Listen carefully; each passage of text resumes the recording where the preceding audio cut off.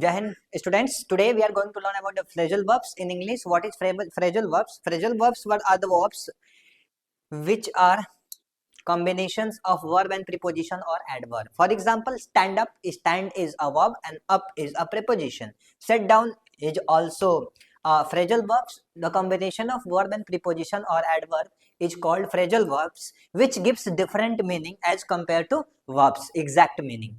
For example, if we look into the questions, first question is that I look after you mom.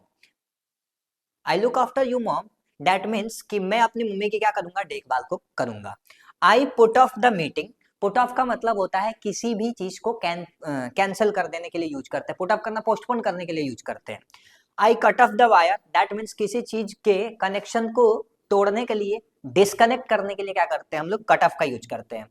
उसके अलावा हम लोग देखें marks में भी इस कट ऑफ का यूज होता है कि उस एग्जाम के कट ऑफ्स क्या गए थे. ठीक है. जो नेक्स्ट है example, police look into the case. Police look into का मतलब होता है किसी चीज को इन्वेस्टिगेट करना. दैट मीन्स कि ये जो फ्रेजल वर्ब्स होती है उसका एग्जैक्ट लुक मतलब देखना होता है. हमको ही पता, पुट मतलब किसी चीज को किसी के चीज के ऊपर रखना होता है, कट मतलब काटना होता है और लुक मतलब देखना होता है. लेकिन यही अगर हम लोग लुक आफ्टर लिखते हैं, इसका मतलब होता है किसी चीज की देखभाल करना. लुक इनटू, लुक फॉर कहेंगे तो किसी चीज को सर्च करना.